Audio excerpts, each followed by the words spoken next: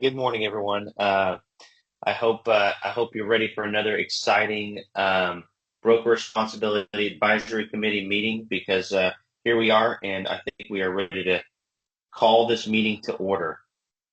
Um, all right, so we got to make sure that we keep your cameras on and your mics muted, everyone that is on here. We would really appreciate it. It'll keep it clean and clear so everyone can hear. Also, remember that oh, Marvin just tried calling me. I apologize, Marvin.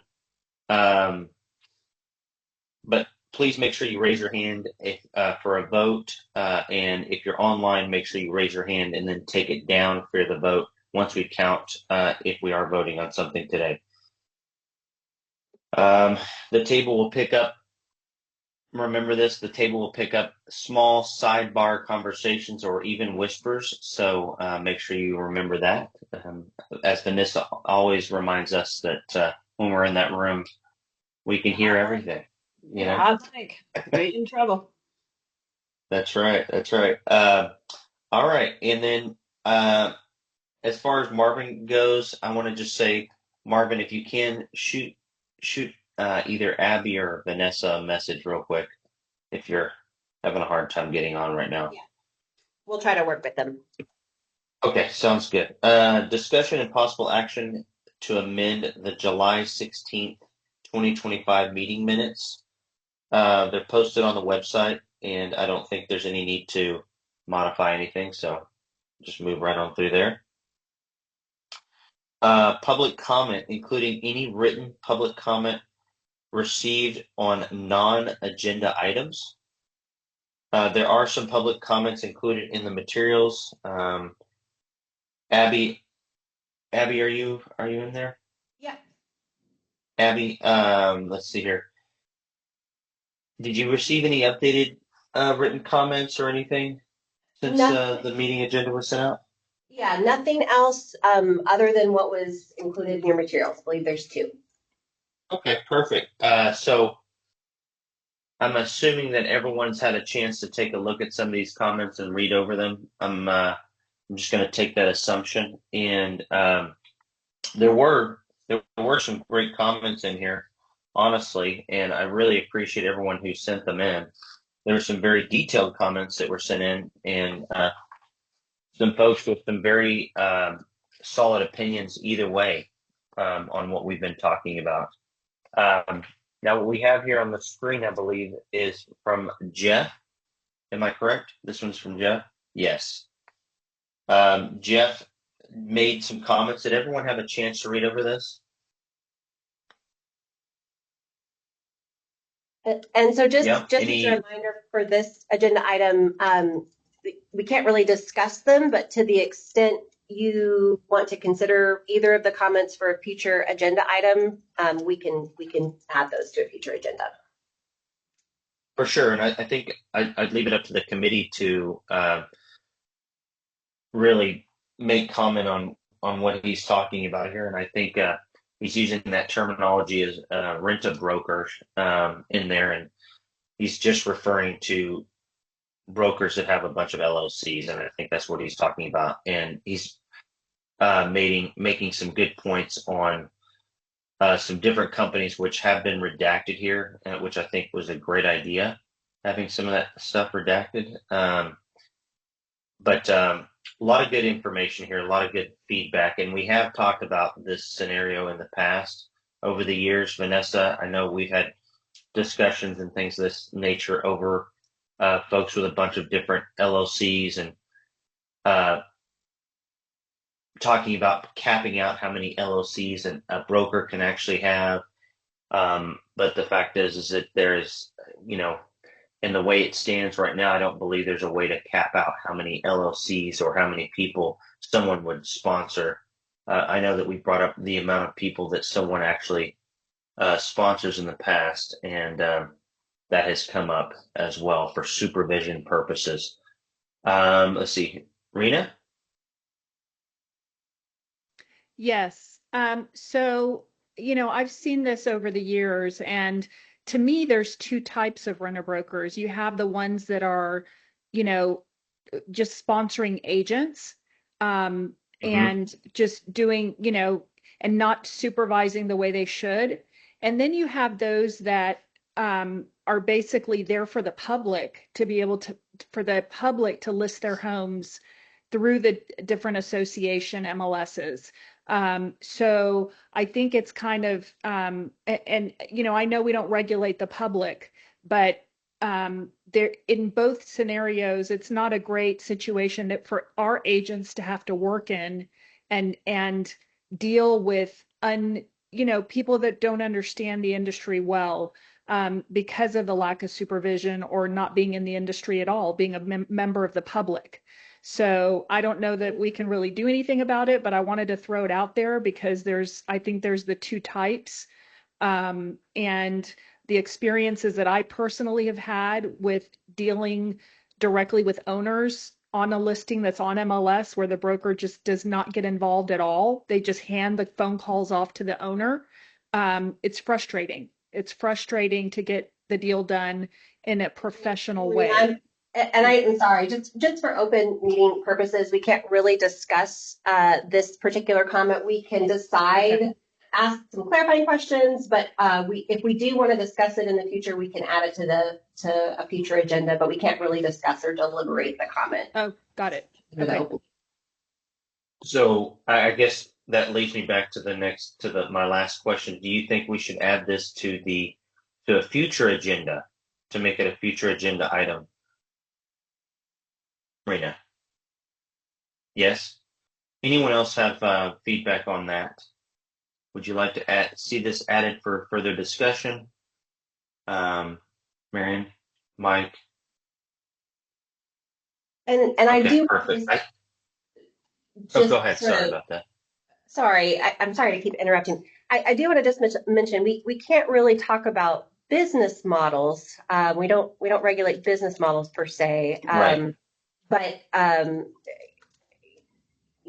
the extent there's a statutory change you want to look at, or a rule change or something like that, we can have that discussion.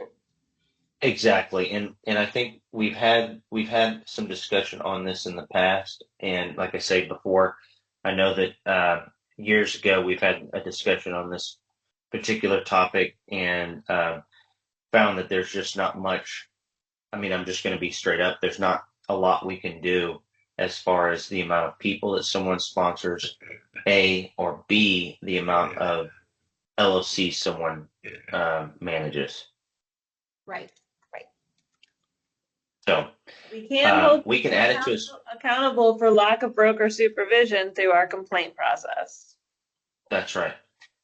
If we would like to see it added, which I believe everyone has agreed they would like to see it added, we can further discuss this topic in another agenda or another meeting. So I guess we will do that.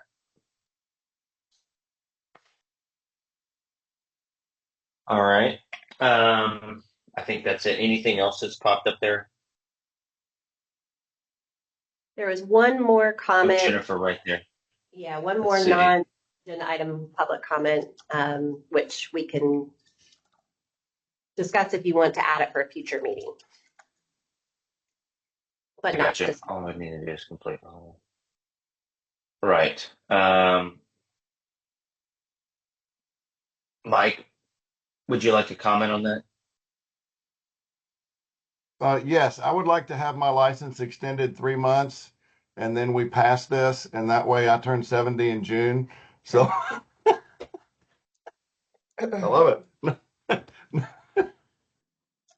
Funny. Do we want to add this to a future agenda item, or we just want to thank her for her comment? We've got Larry's hand up. Larry. Like Mike, I was going to say I'm less than 3 years away, so I like it. But I think it would be good for a future to add some language in around 70, as long as you got 30 years of experience and you've had no complaints. I can even see the. Okay. Well then, Rachel's chat over on the left, top left. Yeah, right there. I can see her. Is that you, Marvin? Maybe have someone who's not muted. Oh, there we go. Let me see. Yeah. Okay. I Well, went to, so then let's put I it. went to my,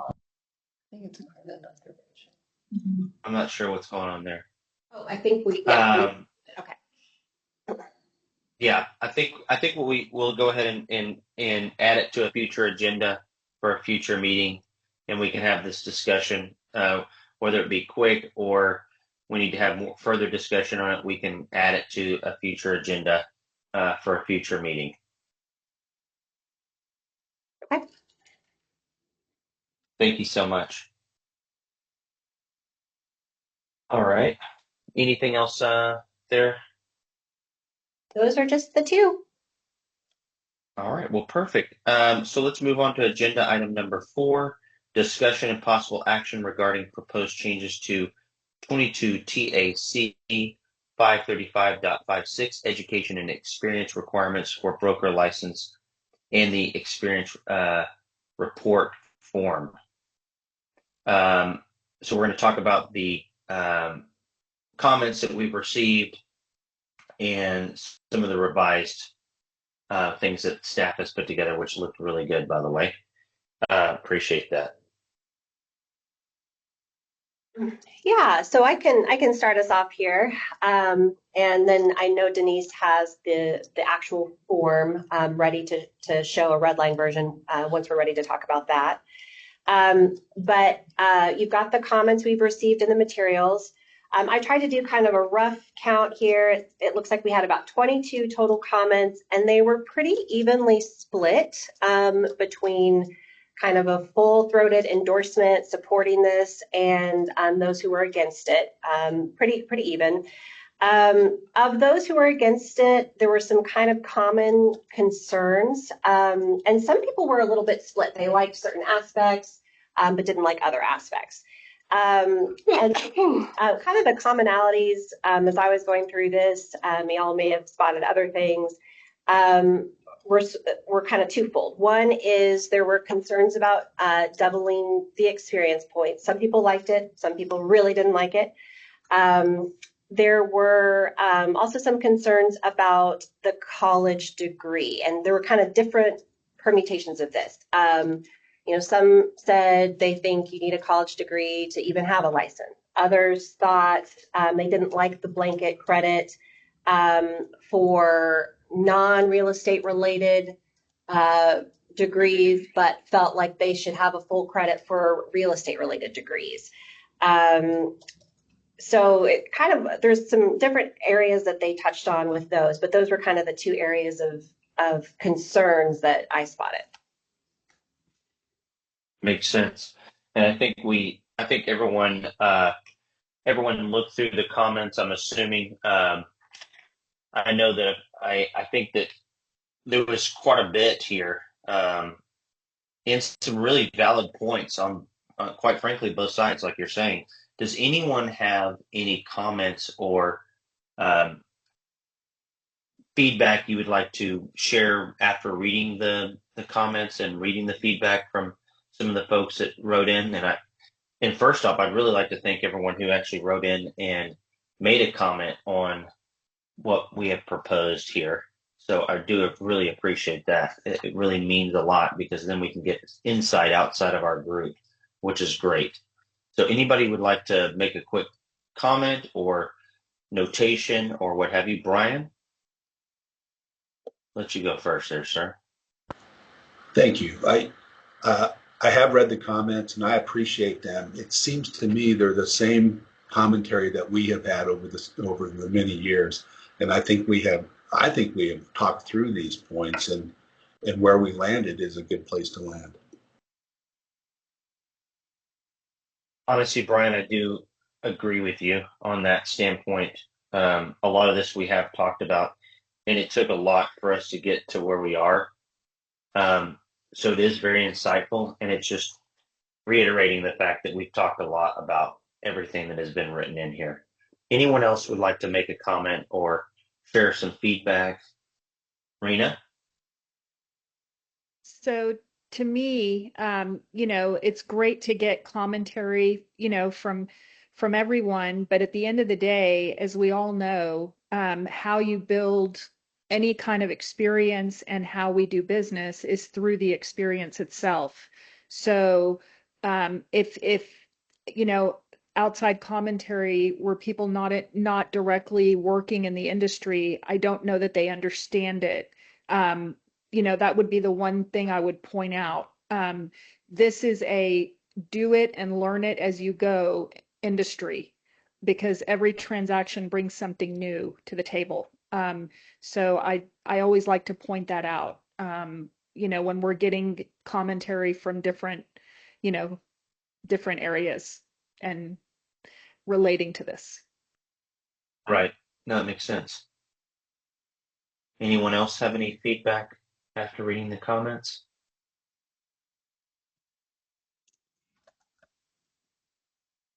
All right. Any proposed changes to what we've already suggested or proposed? Okay, perfect. I think at this point we will not make any recommended changes. I think we will leave it as is. Okay. Do you want to, at this point, switch gears a little bit to look at the report form that Denise sent? Yes, that would be nice. Thank you. Great. So good morning. This is Denise Sample, Director of Licensing, just for the record.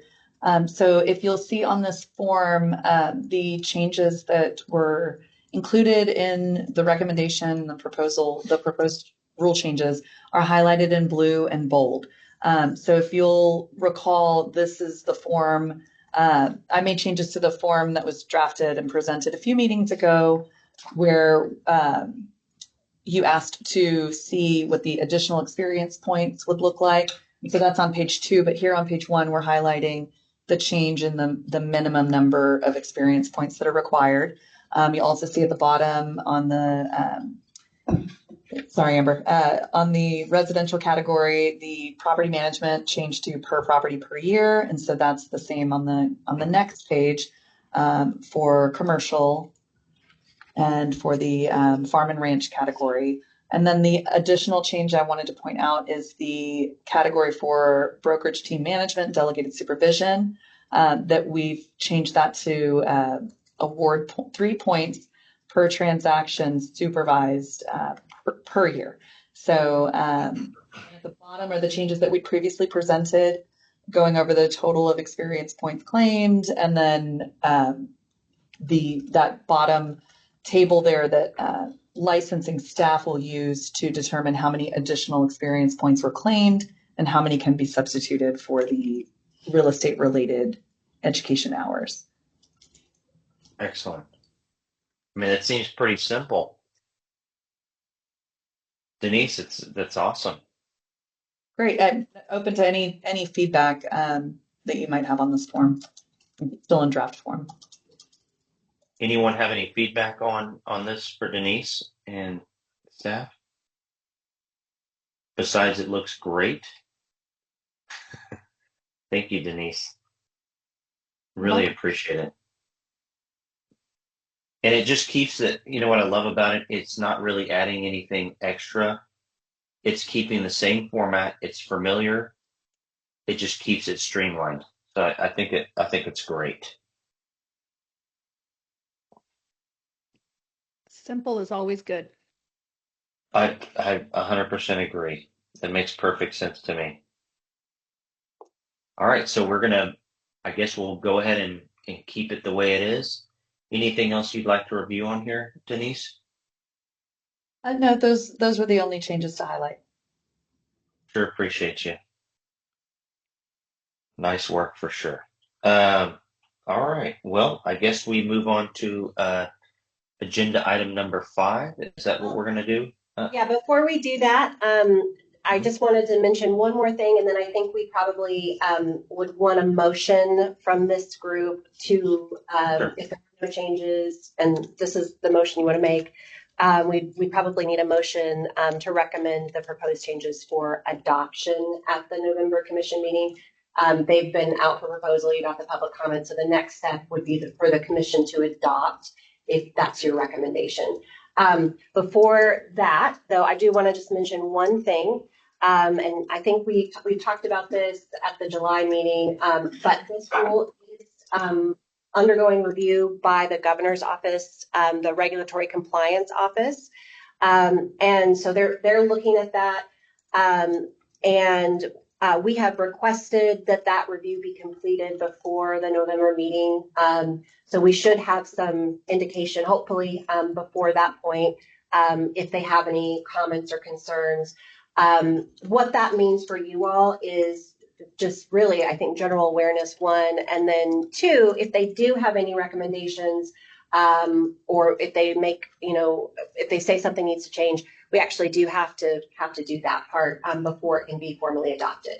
So there's always that chance that they could come back and say something. There's also a chance that they don't, but just want to make you aware of that potential issue. I'm happy to answer any questions about that. Otherwise, again, if you'd like to make a motion, you can do that. I don't really have any questions on that. I would like to move forward and make a motion for adoption for the way this stands. So moved. Second. Perfect. That would be up for a vote, I guess, and everyone say aye or Aye. Aye. yeah. Aye. Aye. Aye. All right, so it be. Let's pass it. Moving on for adoption.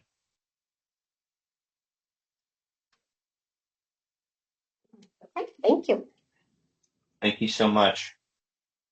All right, agenda number 5, discussion and possible action regarding transaction coordination and showing services, including open houses hosted by a different brokerage. There is a reference material here included in the packet, including some information on Legal 1 and Legal 2, BRAC rule related to payment and receipt of compensation to and by a sales agent, and a copy of SB 1968. Staff says they will be here to answer any questions and be of service when we get down in this and make sure we're not going down a rabbit hole, basically. So we want to make sure that in reality, we've all kind of talked about, the concern with transaction coordinators and payment outside of brokerage, things of that nature. Those are rules that rule is in place as far as payment goes. The transaction coordination, how that might be an issue for a client of an agent if they're using an outside third party, even licensed individual, but that does not work for the same brokerage. That could be a breach of fiduciary duty or confidentiality, and I think that's the discussion we're having here today on that. Who would like to start the discussion? Comments?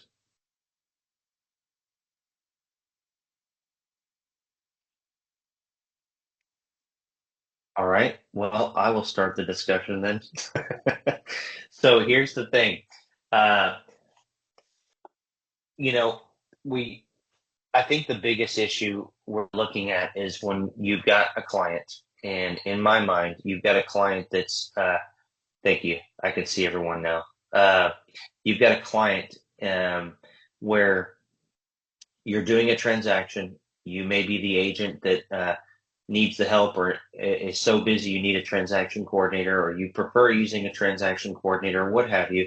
You feel like it streamlines your business, but that transaction coordinator may be A, unlicensed, or B, licensed but works for a different brokerage. I think the biggest issue is when they're outside of the realm of supervision inside of the brokerage that you are working for, or that you're a broker of. I think that we lose the ability to ensure confidentiality and some of the things that we need to do as agents.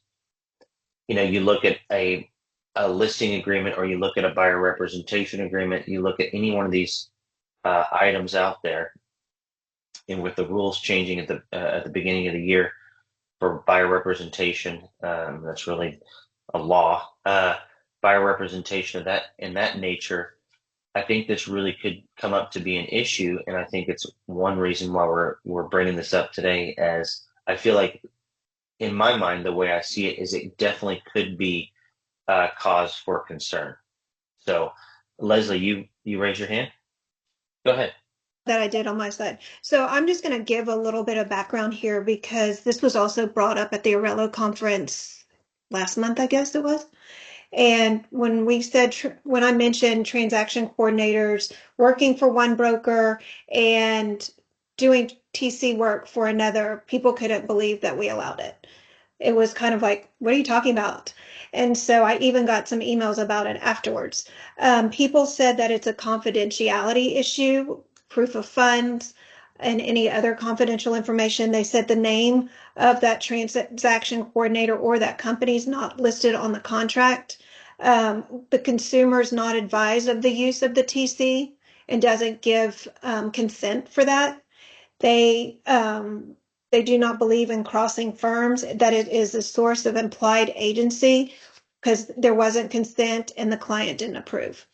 They also talked about open houses being hosted by an agent from another brokerage, and they said that that was implied agency, and it creates a sub-agency relationship between listing brokerage and the person holding the open house. And as we know in Texas now, we do not have sub-agency anymore. Mm-hmm. For sure. And I think the disclosure is kind of my biggest thing. Is it, we just had a scenario, when I'm not going to bring up any names or anything, but we did just have a scenario in our office where the agent thought that the person that they were communicating was the actual agent that they were doing the transaction with. And not until the end did they find out it was not. And even throughout the transaction, they were not being forthcoming on that information. So I think disclosure is something that really does need to happen as well. Okay, Larry, you go first. You raise your hand first, and then Bob will get right to you, sir. Okay. And I think one of my biggest concerns with transaction coordinators is, there are companies now that are doing it, remotely, like out of the Philippines. And I'm just using Philippines as an example, which now we have, completely unlicensed people looking at license and overseas, which creates, even a bigger hurdle. So. I don't think that they would have to abide by the same rules and regulations there that we do. Now, since we're the main point of, contact and the main point of sending the information out, it would be our responsibility to follow those guidelines. However, I think you have a good point. Bob, go ahead, sir. Okay, good to see you. Thank you. I want some clarification. I don't want to move ahead into something we're getting ready to discuss. And Leslie, thank you for that insight from what's happening at Arello. But these conversations, as we move forward and we talk about the new showing form rule that goes into effect January 1st without representation, showing services, open house, another broker. I know we just kind of mentioned that. I need some clarification as we pull all this together because we're having some real challenges up in this North Texas area where we're dealing with it. And I get a request on a semi-regular basis from some of my agents or broker friends to say, can your agent hold this open house type thing? My first question is, who do they represent? And and I've had a conversation with our E&O insurance, and we've got some real challenges there and dealing with potential coverage and what happens if somebody goes in and does something, burns the house down, where does that fall? But having said all that, the nature of our business and the way things are going out there, there's a lot of pressure. And I find it interesting what Leslie brings up, that other states and other areas say, you people are doing what? And yet we are. I mean, we have customs, we have ways we do things. That's a Pandora's box you've opened, you can't close it. We just need to make sure that as brokers, we understand the rules that we have, that we can enforce down to all of our agents and say, here's the rule now. One, we know there's no sub-agency, so even that implied that we just talked about is a real challenge. But having an understanding of, for example, we can show properties after January 1st without representation. Does that include an open house? Does it holding an open house, does that fall under the purview of showing properties? I don't have that clarified when I look at the bill and I see what's in there. So you may be getting ready to, in your next conversation in a few minutes, touch on that. So I don't want to get in the way of us having the conversation about transaction coordinators, but I really want us to be able to address all the rest of that, because it's created some challenges up here. We need to really give the brokers some, hey, here's how this works. Here's what you can enforce. Here's what your rules are. Here's what you can put in your policy procedures manual. And say to the agent, here's our policy now, and here's how this works, and our basis for it is. When we set up the thing where, when we did this, broker responsibility did this, where the broker has to provide coaching and assistance first 3 times. That gave the brokers that authority, saying, here's what TREC says. It's not just me. Here's what TREC says, and we need to do the same thing on this. We need to have some rules there that give the broker some real guidelines of, this is how you do the business. So thank you for having this conversation. I appreciate the help. Yes, sir, Bob. Thank you for your comments as well. Marvin. Thank you, Mr. Chairman. So I want to look at things from a couple different perspectives. Number one, licensed versus unlicensed. I think if a transaction coordinator is unlicensed, doing unlicensed activity, I think that's fairly safe. And in that scenario, they would not be sponsored by any broker, much less another broker. If a person is licensed, I see 3 potential challenges. Transaction coordinators licensed by one broker doing support for a different brokerage. Open house agents who are sponsored by one broker holding those open houses for another broker, because you get into fiduciary duty and client interference potentially there. Number 3 that we may have touched on briefly in the past, but we haven't talked about today, is showing agents that are sponsored by one broker showing property for clients, with clients of another broker. That could also get into interference of that brokerage relationship. We also get into compensation of a licensee that is not approved by their sponsoring broker. So all those things can be challenges in those 3 arenas. Mm-hmm. I think those are very valid points too, and well thought out. Makes sense, Marvin. Thank you so much for your insight as well. Rena, you had that. Yeah. So a couple of other things I would like to point out that we've seen as challenges with the TC having access. There's an additional violation that we're not thinking about that's an outside, but what we found, because of the, just the sheer volume of what we do, is there's a violation of software access as well for the companies that are using the different software platforms for document management. So, we had to put rules in place to make sure that whoever's accessing the software has a user license. And when, so it's important to follow, you don't want to be violating, software rules as well in this regard. I know that we don't control that, but it's an outside effect of this. And then with regard to open houses, no agent is truly covered under E&O. I mean, if we're talking about this issue, and I've heard this directly from insurance agents, that there is a different coverage for agents doing open houses. It doesn't cover the agents in the brokerage if something happens. So it's something to bring to the table. You do have to have a separate coverage, and most brokers don't enforce that on their agents, but it is out there to have and be protected, but each agent is out there fending for themselves in that regard. Okay, Rena and Ashley, I'm going to get to you as well. I just want to make a comment on what you just said, and Bob actually commented on as well. E&O insurance, I made the decision to email two major insurance carriers myself and ask the question about these open houses just to see what I heard. And I know that we can't regulate this, but I think it's good information, and I think it could get us some insight on what we maybe should look at doing.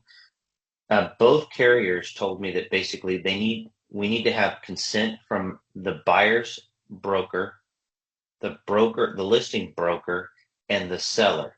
Needs to be written consent, and there needs to be proof of insurance. This is the exact same verbiage from both. There needs to be proof of insurance provided from the other party that does not have the listing. Okay. Knowing this and understanding it, we created our own disclosure in our own form inside our office for this, um, just to make sure that we're, covered, because it is a huge liability, not only for your agent, for you as a broker, and for your client, because then who's to say who's at fault? So it is a consumer protection issue, and I think that's a very valid point that you and Bob both made on this. And going back to the open house thing as well, as we look at the way things are moving without sub-agency, it does become more of a question.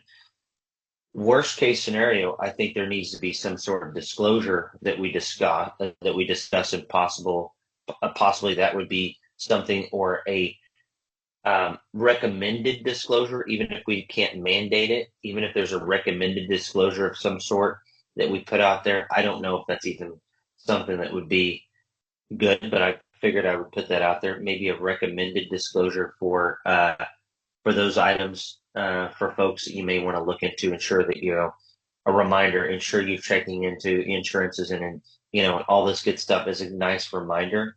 Now, that also could be done probably by Texas Realtors, and I'm sure we've got some great people in here from Texas Realtors that could help out as well. But the main thing is, it's really, we've got to open up our mind to what could happen, because this is going to become a real issue. And it, quite frankly, with the amount of houses that are sitting on the market and the timeline that these houses continue to sit, with the market being slower as it is, we're seeing longer and longer times on the market.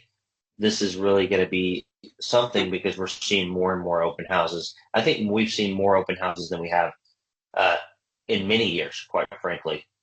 So just from my point of view. Now, Ashley, Mike, I will get right to you. Ashley had her hand raised a minute ago, and I want to make sure we get her a chance to speak. Thank you.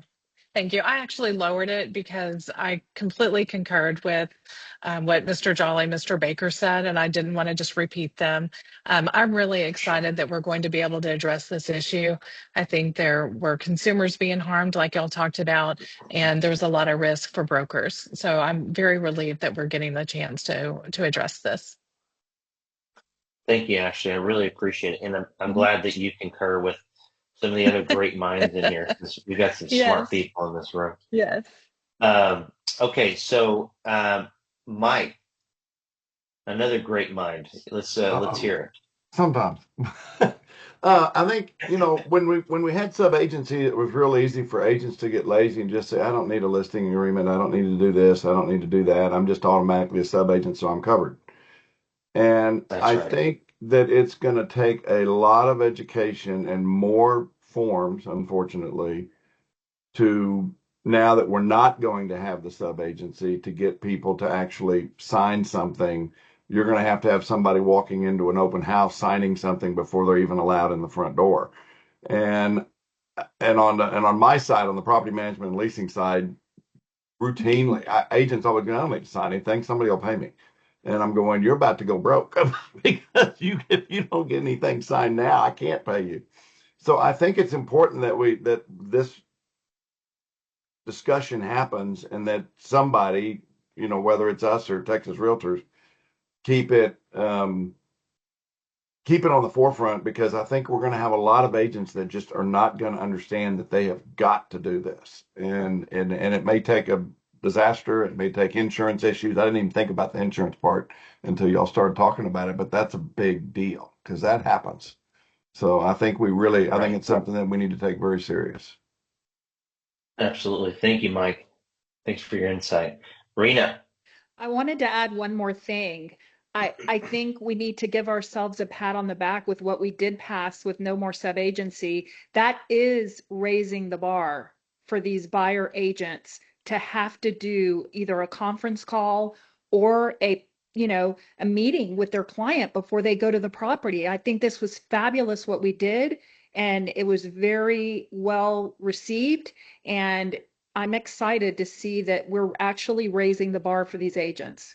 This is how it gets done. Oh, for sure. Yep. Well, for consumers, we're really Correct. Yeah. creating more transparency, which is really important. Thank you so much, Rena. Appreciate you. Marvin. Thank you, Mr. Chair. So I think all this discussion is fantastic. I think we're headed in the right direction. I also think we need to be careful not to overstep and get into broker policy. For example, things like offshore, outsourced offshore employees or contractors. While that can be risky, there are certain scenarios and protocols that can be put in place to make sure that person identifying information can be protected. And I believe those kinds of things, as well as software violation, et cetera, those things are probably better handled by the broker with their policy versus an agency regulation. Agreed there. And I don't think there's a lot we can really do on that, quite frankly. Marion, how are you? You're muted though. That's our only issue.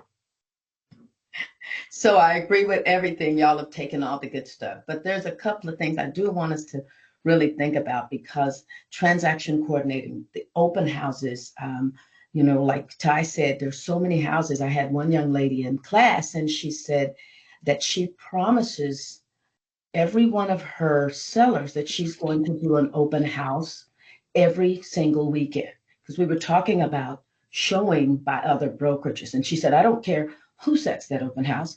I know that I've made a commitment to my client and I've got to keep it. And I'm like, well, what is your broker's policy? What does your broker say? She's like, I don't care. I've got a commitment. So what I want us to really think about while we're looking at all these rules of transaction coordination, had another situation where the teams are truly setting up a lot of these different systems without really even letting the broker know. So when we are having these transactions, I've gotten to the point to where I make a checklist of who I'm talking to, so that I can make sure that if there's ever a issue that comes back from a consumer perspective, I can at least find out who I'm talking to, because IABS only addresses the actual licensee up to the supervisor.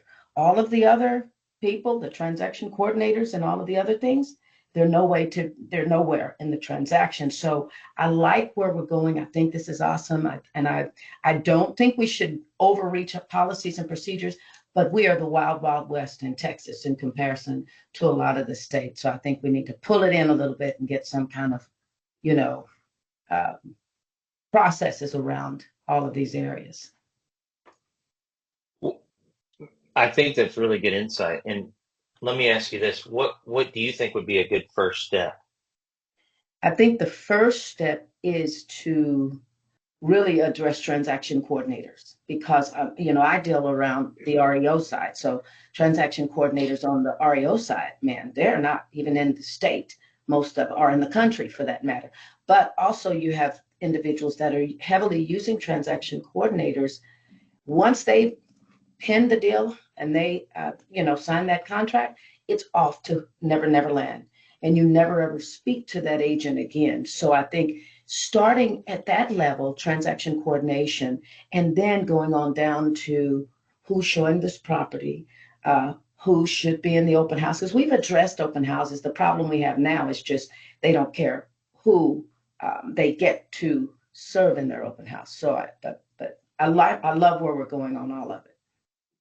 Okay, and I think that's a good point. All right, so let's start with transaction coordinators real quick, and let's just see if anyone has any initial ideas or initial thought processes on how we would do something here and how we would move forward on it. And do you feel like that in your mind, do they absolutely have to work at the same brokerage? Is that Is that the thought process, or is there a disclosure that is needed, or is there, or both? I mean, quite frankly, I think we need to get down to the detail on where, what you're thinking we need to do as far as this goes, and what really is appropriate, what's not appropriate. And we don't want to overreach, just like Marvin was saying, is the fact is we don't want to be that group that's trying to do something that we really shouldn't be involved in or trying to do. But if it makes sense for us to do it, let's look at it. So we just had a couple of hands go back up.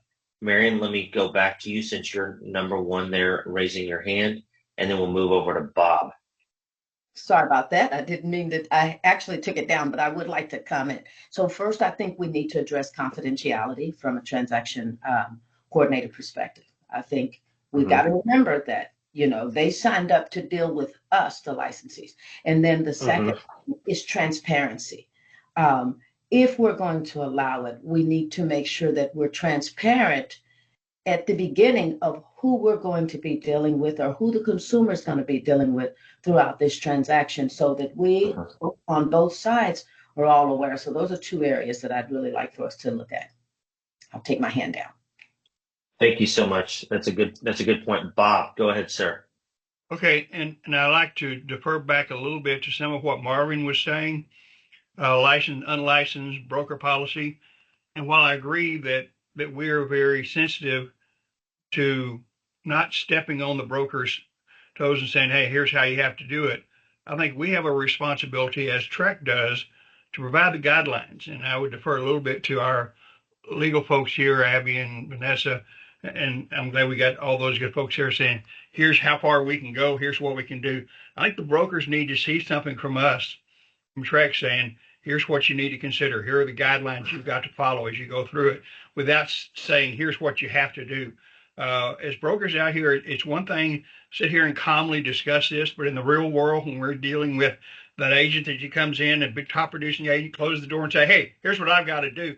Like to Mary's point, I've got to hold open house every weekend and we don't have enough people to do it. What are we going to do now? And well, we got to address that. And same thing with TCs, licensed, unlicensed. We've got to have some parameters and we've got to step up and take some responsibility and let the broker know, here's what you can do. So whatever we need to do to move in that direction, I think that's important guidance to the brokers as they set up their policies, because they're going to have to set up something new and different in their P&P manuals based on all these things that we're talking about. So I'll just jump in and just mention that one of the items in your materials is a document or an excerpt from the Legal 1 and 2 materials. And it's actually kind of a shortened version of an article or a white paper we put out earlier, I think this year, which was a summary of the sort of findings of an ad hoc working group that the commission put together on brokerage services. I believe Marvin, you were on that. Commissioner Lerner, you were on that as well.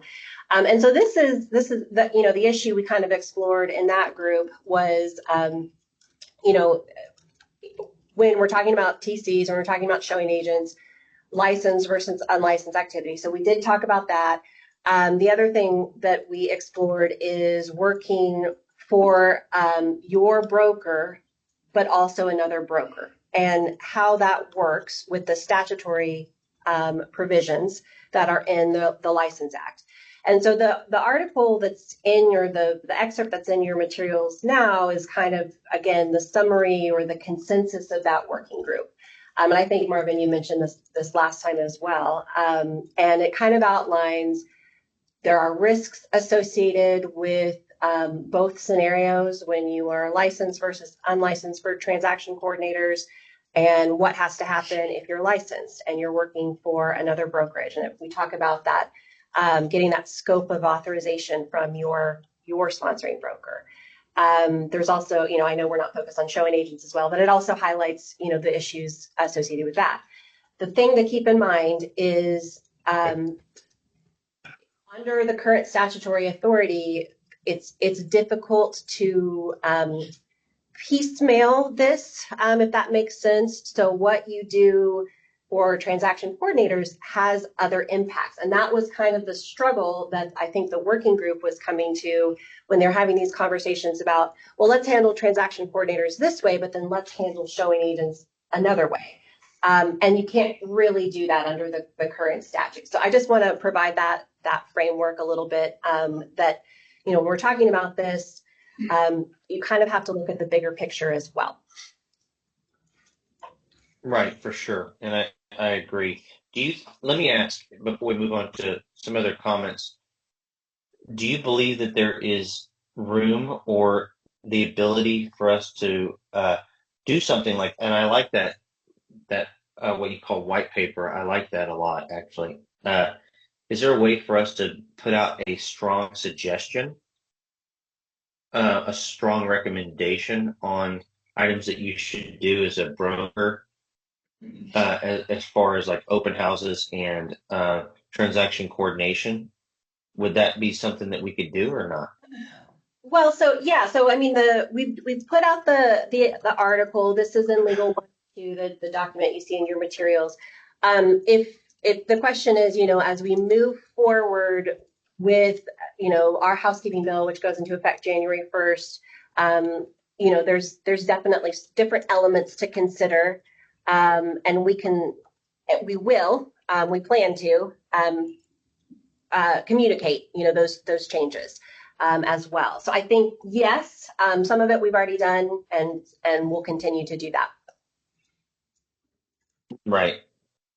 Okay. So now part of our discussion is based upon that January 1st change that you're referring to.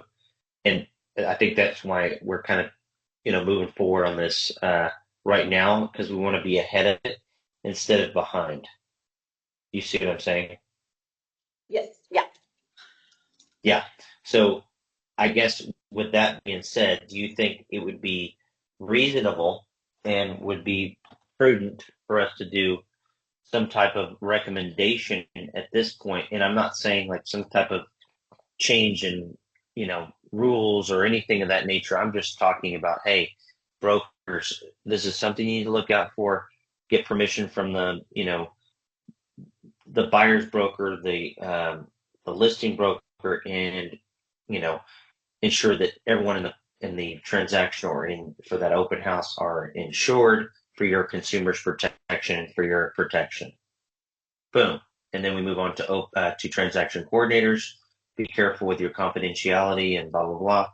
And that's it. And just say something along those lines. Would that be prudent, or is it just, Well, that's what I'm trying to figure out at this point. yeah. So, we have to be, as the state agency, the regulatory body, we have to be a little bit careful of making recommendations that are not based in Right. rule or statute. What I heard, I think it was maybe you say earlier, is that those were recommendations coming from E&O insurance providers. Right. And so, certainly that's, that is their recommendation, and brokerages can, have that as part of their policies and procedures. I think we would need to be a little bit careful about recommending any course of action that's tied to, what E&O may or may not need, since that's Okay. outside. So no, it totally makes sense. And and it's really not the case that E&O is what my point is. My actual thought process is it's more of a disclosure issue than it is an E&O issue. Okay, Because gotcha. you're gonna, I mean, just imagine on my side. Let's just say I'm your client. Rena's my agent, and Rena's like, look, I'm going out of town. I'm busy, but I've got Bob over here. Bob's going to go host an open house. They're with two different companies. Bob runs a great ship. That's fine, but I don't know any better. I'm just the consumer.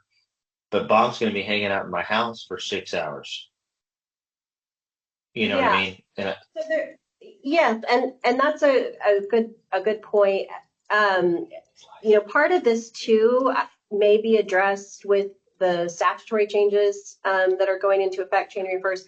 If we're talking about like that non-representation status, for instance, so in order to show without representing the party, then there's a requirement in that statute that says before a broker may show real property under this section, the broker has to either disclose to the party as required by 1101.558B if the broker represents the owner of the real property. So that's the disclosure of like who you represent.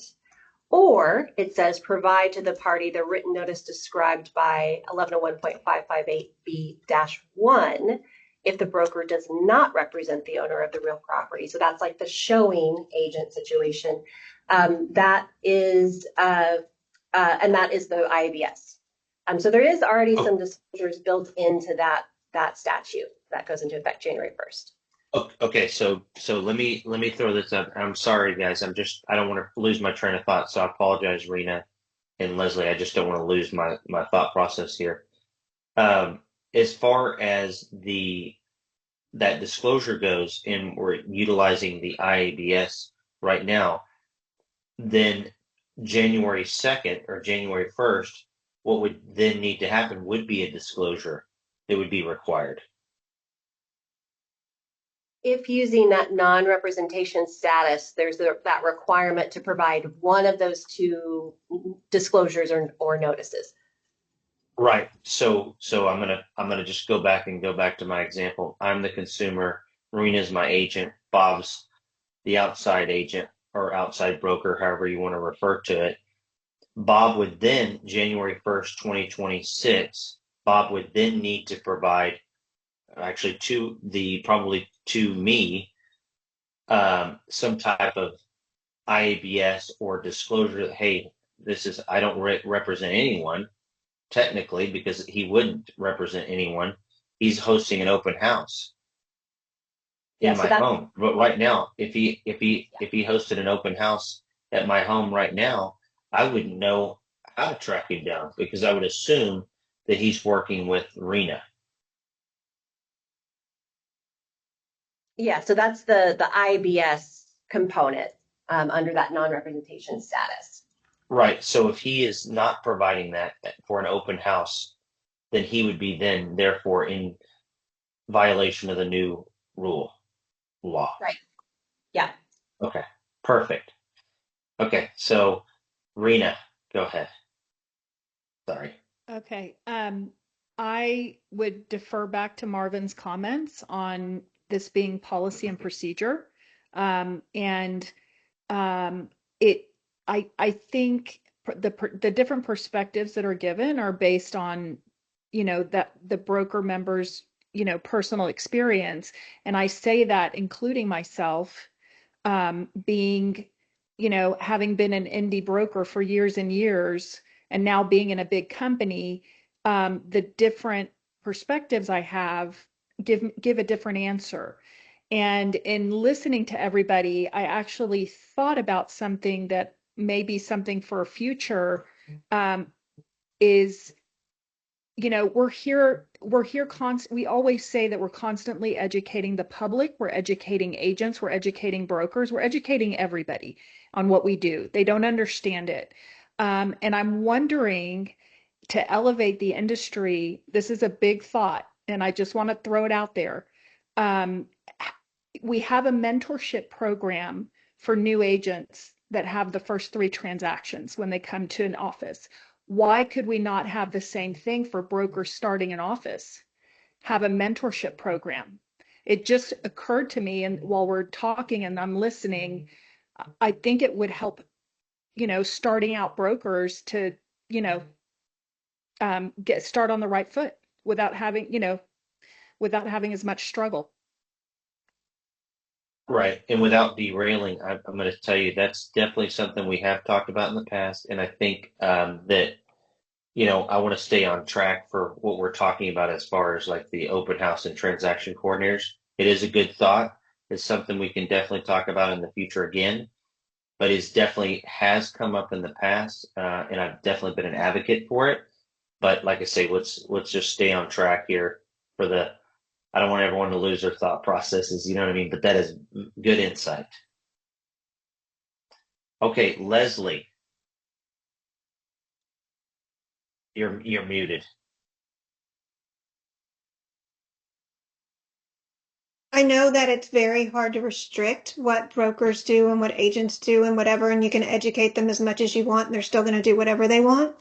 But if we had a rule that says if you're licensed, you can work for your broker and your broker only, that would take care of the showing agents, the open houses, the TCs, all of it. Um, and that's very easy to do. Otherwise, it's implied agency. Interesting thought process. You also That is very, You very also have interesting. to think about how is the money flowing. A lot of these open house people post online, I need somebody to do my open house. I need somebody to show the house. I'll pay you X amount of money. Well, that money can't go to them per Trek rules. That's right. That would be a violation. Mm-hmm. I think that's a very good point. I think that's a very good one. Okay, let's move over to Bob, and we'll circle back here with some of the comments. This is a lot to. It's almost overwhelming. All this stuff pulling together. Lots of good thoughts going through it. One minor little point, as Abby brought up some things, I'm still not clear if the new rules that address showing houses without representation also applies to open houses without representation, as she mentioned some disclosure forms. If I'm holding an open house, is it possible under the new rule that starts January 1st that as I'm holding the open house, I don't have to represent anyone? Is that what that new rule applies? Not just showing properties, but also holding an open house? Abby, am I misunderstanding that? No, that's right. We've had the position for a while that hosting an open house is showing, and this is exactly what that provision is addressing. Is that new provision that goes into effect January 1st about non-representation status? It addresses showing, and so that would apply to open houses as well. NAR has clearly it causes a contradicted disclosure, that. right? There's a disclosure requirement.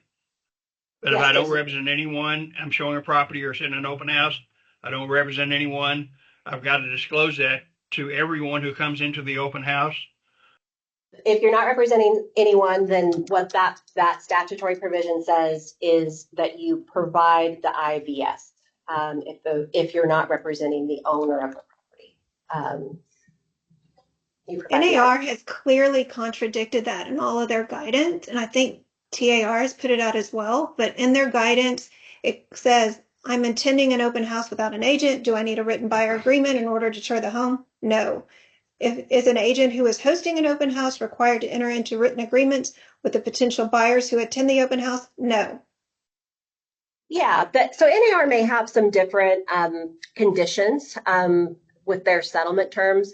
We have to work on what state law provides. They don't exactly align, and so there's going to be some differences there. Okay, to follow up on what Leslie said, and Abby, I think the rule really says that if you represent the seller, you're not required. But in our case, you don't represent anyone. So you're holding an open house under the showing no representation showing provision. So at that point in time, you don't represent anyone. And I understand the IABS form, but I'm not sure that really tells anyone, hey, thanks for coming by on the open house. By the way, I don't represent anybody. It seems to me this would cause the brokers to have a policy if you're going to hold an open house for anyone. I mean, of course, if you're going to hold it for one of the company listings, you're covered because you represent the seller. But any other brokerage, you're going to have a policy that says, here's what you need to tell people who come in about your representation. And that's going to be a broker policy issue, much like several of you pointed out, without telling them, here's what you got to do. I think this is a guideline that somehow the brokers need to see from us. Come January 1st, here's some new things you're going to have to provide in your policy procedures manual and all your policies to say to your agents, if you're going to do this, this is what you've got to do, I would think. And also, Abby, real quick. IVS is being updated as well. It's currently out for proposal, but it has some changes in light of these new provisions. So it'll provide some more information about non-representation status and that kind of thing. Okay, thank you. Perfect. Yeah, that's what I was going to ask. All right, perfect, Bob. Thank you for the insight again, sir. Ashley, Wanted clarification on what I think I heard. Abby, did you say that if a broker has an agent that's the listing agent and a different agent in the same brokerage is hosting an open house, that they have to use the showing form? No, Okay, no, what good. I'm talking about is a non-representation status provision and Okay. the obligation to provide either, here's the language from that provision. It says before a broker may show real property under subsection A, which is the non-representation status, Mhm. the broker must, as applicable, so this is again only applying to non-representation, not if you're representing the owner, either disclose to the party as required by subsection B, I'm sorry, this is if you are showing a property to a buyer without representing them, I should say that. So before you show, then disclose if you represent the owner, and that's the hey, I represent the owner, the disclosure that can be either oral or in writing. If you're not representing the owner, then provide the IBS. That's the other option under this particular statute. Okay, thank you for the clarification. Of course. all right. Marion. So one more thing, and I'm so glad she brought up the information that's in Legal One that addresses the transaction coordinator, showing agents, and non-representation. I think with it being presented in legal, that's what really got everybody excited, but also confused at the same time. Because we've already rolled it out there in legal, we have to now come and truly put some kind of language, because broker responsibility doesn't get released until a year later. So now everyone is like, wow, I can now put in transaction coordinators. I can do this, I can do that.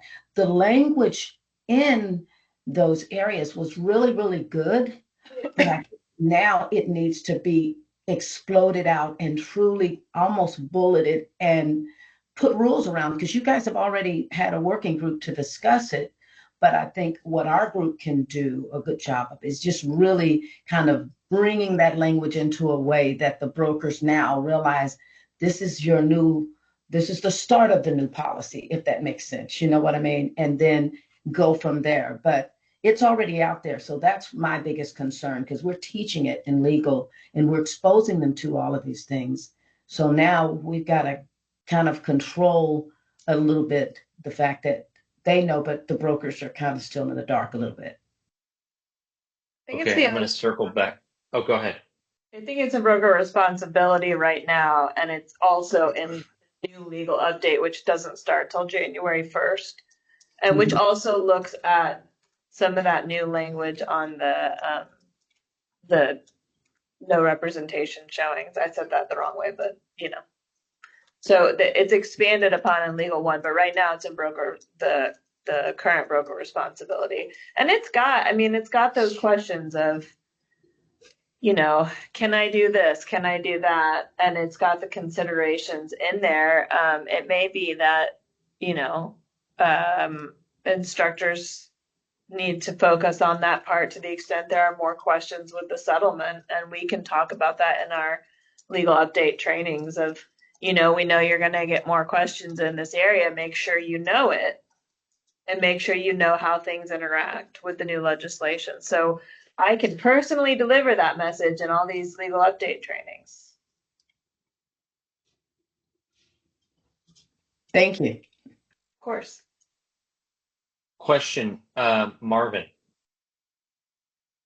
Since you were on the actual working group for that, do you have any other insight as far as maybe the things that you guys talked about and that you went over for the actual disclosure or any of that scenario? Or do you feel like it would be, going back to Leslie's point, do you feel like it would be a good idea to say, hey, agents, it's clear right now in my mind, agents need to work for one broker. You can't just go out there and work for multiple brokerages unless you're a broker. You can associate with them. But if you're an agent, you're supposed to work with one broker and you're supposed to work under their guidance and their guidelines.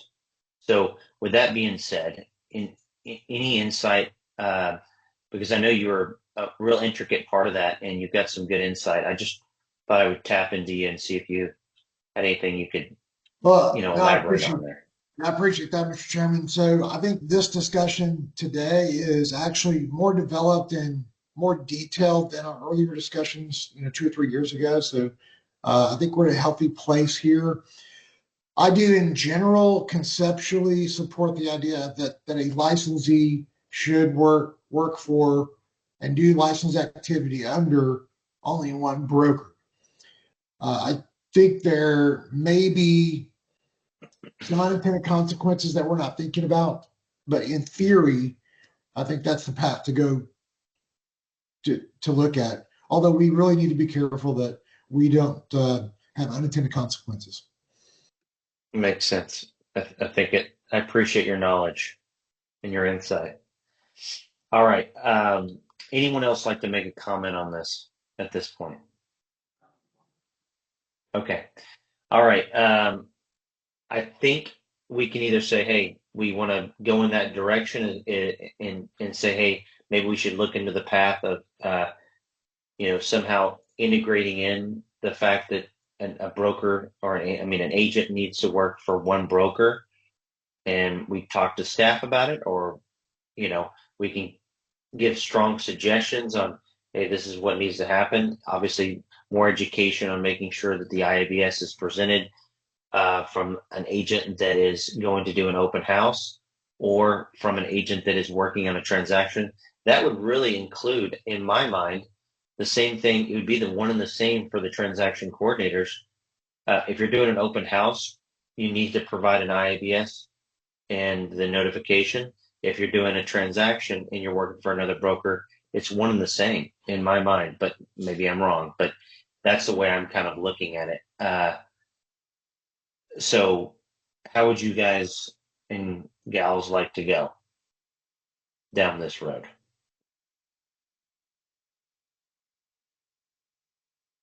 Or would you like to table it and we think on it and we bring it up at the next meeting? Rena. I just wanted to bring up a point because I have a question as to where, my mind's going in the direction of, okay, if we're talking about open houses and doing, keeping it within an office, then where does it go with advertising another agent's listing online, right? And does it bleed into other areas unconsequent, like just by accident, with saying you're not going to do anything outside of the broker, and then would that lead to a possibility of brokers being at a disadvantage to bring agents to their office because they don't have the volume of listings that other brokers have? Would that lead to an recruitment, from a recruitment perspective? Would that cause limitations or monopolies in that regard? Just want to put it out there. It's definitely something to think about for sure, Marina. And the thing is, I think as far as sharing listings online, Trek has pretty solid rules on, brokerage and disclosing what broker has the listing and advertising of that nature. I don't think that would pertain too much in my mind, but I think it's definitely good food for thought. And I also think that we don't want to inadvertently create monopolies. You're right. That's something to really think about, because there are a bunch of them, there's the big guys out there with a bunch of agents out there, and then there's the medium, and then there's the small ones, right? And there's a lot of small ones. So we got to think about that. Very, And very good point. I'll just jump in and right. just say again, our focus continues to be how do we protect consumers? We can't really contemplate, right. market impacts like that. But the focus, as long as we're just focusing on consumer protection. For sure. And I think thinking of the monopoly thing, that is definitely a consumer protection thought process. That's when we have these guys breaking up the monopolies all the time out there. So I think it's a good point, but you know, they're right. We got to focus in on consumer protection and what we can handle, what we can help with. Marion, go ahead. Just to kind of answer your question, I think we have put so much on the table. I think organizing it and then talking about it the next meeting gives us an opportunity to, one, really do a deep dive of what they already have out there from the working group. And it just gives us an opportunity to, it's gotten overwhelming now because we're all over the place. But another thing I wanted to also address or ask a question with Leslie, with the working with one brokerage and one brokerage only. Does that violate anything? I mean, that, in my opinion, seems like a very easy fix to a lot of the problems that we have. Is there anything that would create a problem where we could not do that? Seems like our statute and our rules already cover that. Unless you're an associated broker, you only work for one person. So, and this was the issue that the brokerage services working group tackled, is how do we read that statute? Because there's already statute that says when you're working as an agent, you are working for your sponsored broker. But the question that the working group grappled with, is that a really strict reading? Or do you say, well, you are working for your broker if your broker has given you written permission to work elsewhere?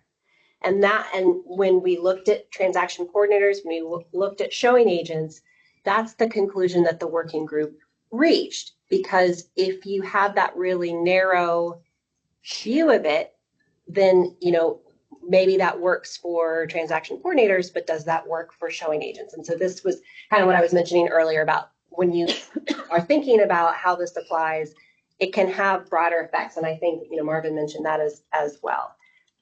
So, our view from the agency is that, and this is what is in the materials and the article, that as long as you have that written authorization that your broker has authorized you within this scope to do these things, you are still working for your sponsoring broker, even if you're performing a service for another brokerage. I want to add something though. This working group was done with people that are no longer on the commission. Number one, it was done before the NAR settlement, and a lot has changed since then. So I think it's worth looking at. I think we've gotten input from what other jurisdictions do. And I think all of us that are on this call want to raise the bar. So we need to think about how do we want to do that?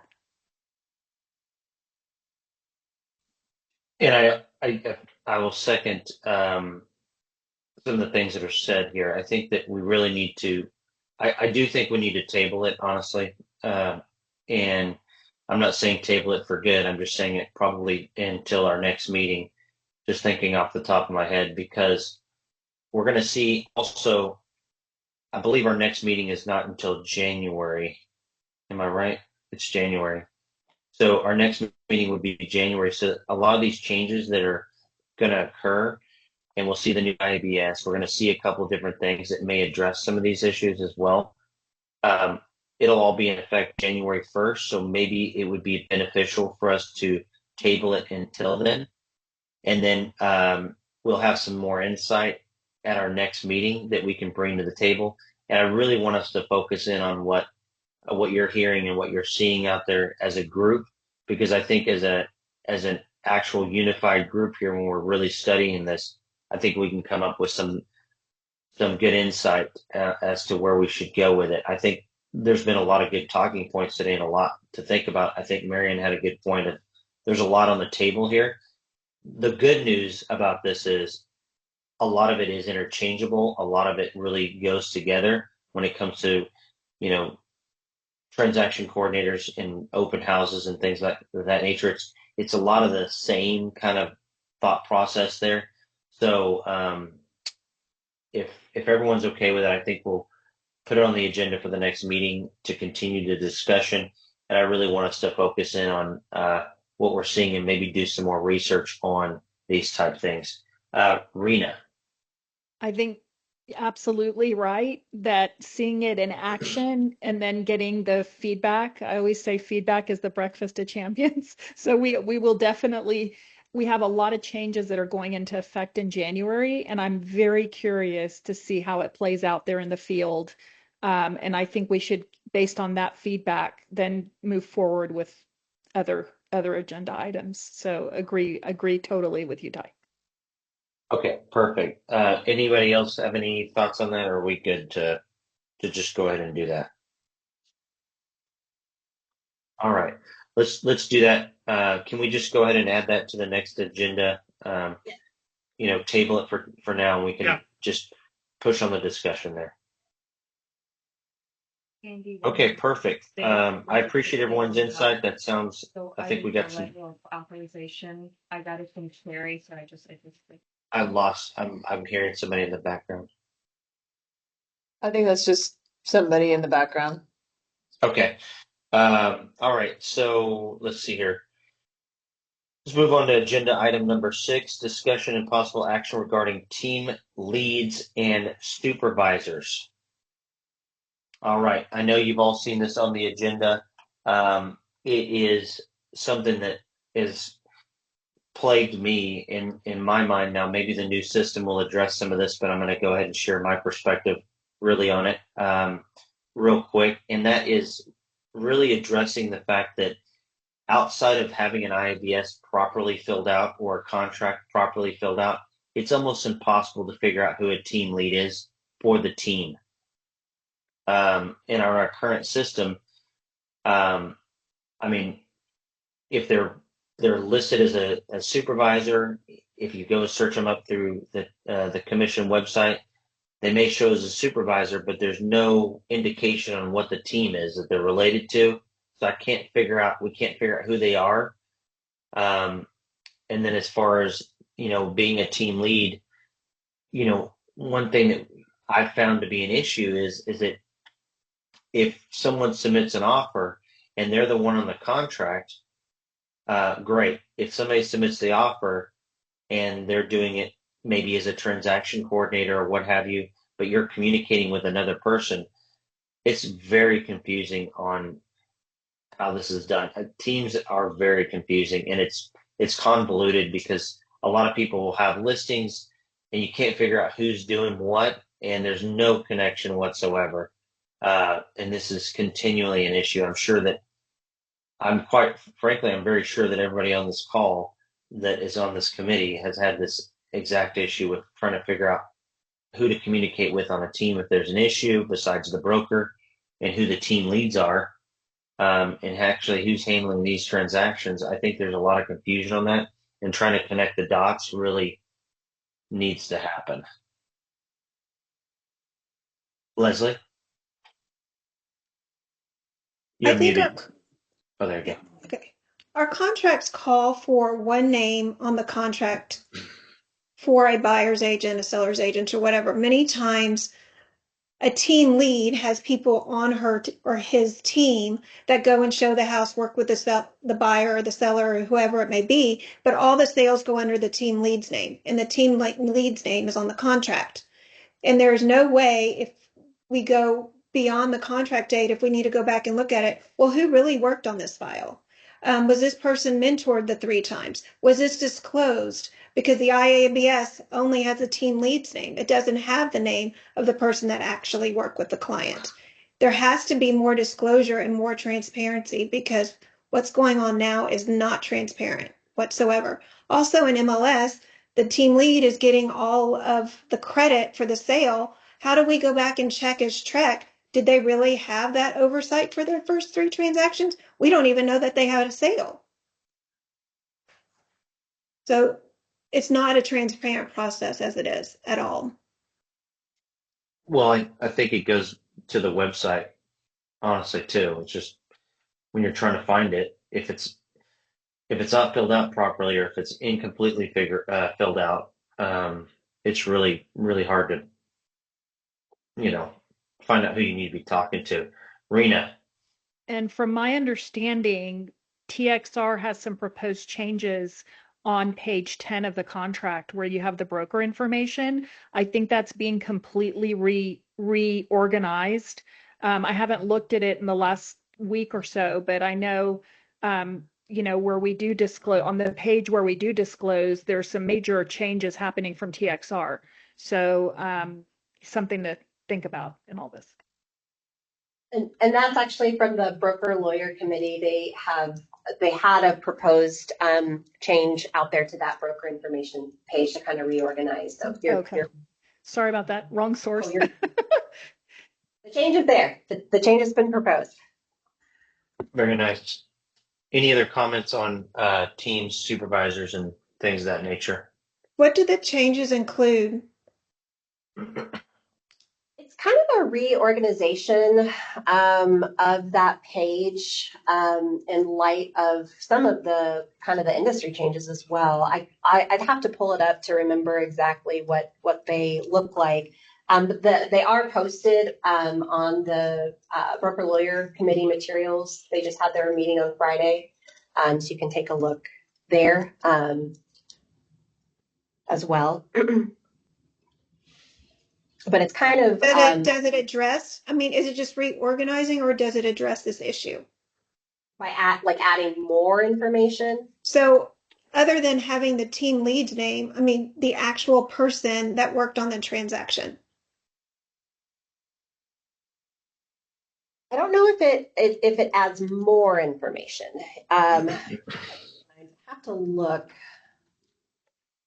to see. That's the issue, that the person that actually works with the client is nowhere to be found on the IABS, the contract, anywhere.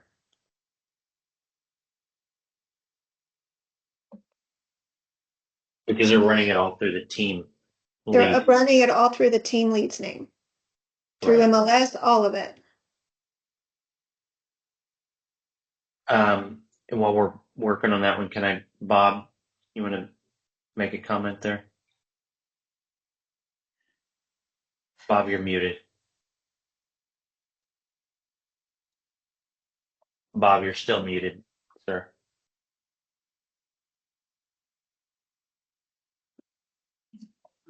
Bob, I think you're trying to talk, but you're still muted, sir. We'll give you a second there. We can't hear you.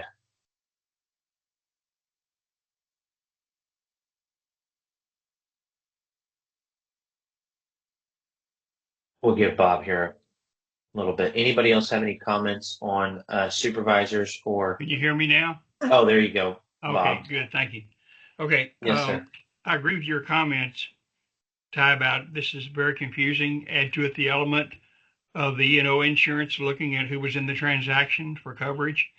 You got the issue there.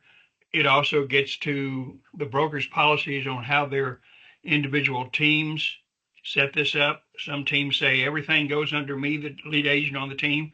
Some say, yeah, we can split that up. And to Leslie's point, it creates a real challenge that we don't have any really solid information. I agree with Abby. We've got some more information in the proposed changes from broker lawyer, but may not solve all the problems. What I'm really not clear on is we're having this discussion is what is our question? Our question is how to better clarify and better ensure that it is clear on who's doing what on the transaction, because it is super confusing and it feels like there's no accountability for the teams. It's like it was said it was a Wild West earlier on transaction coordinators or what have you, but I feel like it's the Wild West on teams more than anything else. I'm looking at the new form and nothing has been added. It's just been reformatted. What I think does address this is the responsibility of a supervisor for the team needing to take the broker responsibility course and being considered the equivalent. And correct me if I'm wrong, but they are held to a higher standard, correct? If they are the team leader, that is our protection right there. It's from a worst case scenario position, but there is protection. But I'm curious on anybody else's thoughts on that. That's not even hitting what we're talking about. It doesn't solve the transparency and disclosure. This has nothing really to do Right. with the team lead. It is who is working with that client. Well, and that being my point is it's not addressed in that direction, but it's addressed that, from the other end on a worst case scenario. Yeah. It's not a disclosure, but We're they are protecting the held, right, consumer. So the right. consumer has to know who is working with who. So it's not really about who the team lead is, it's who's working with the client. Right. And I mean, it could be handled inadvertently as well through almost like if we were able to handle and I'm just throwing this out there, it may be able to be addressed in a different way through the same scenario that we're looking at for transaction coordinators, possibly, because you may have an offer submitted, somebody's submitting the offer, but their name is not on it. Who are we talking to? Because you're emailing back and forth with people and it's not who you think it is. It is very convoluted. This literally just happened yesterday for me. And it took us almost an hour to figure out who it was that we needed to actually talk to. It was insane.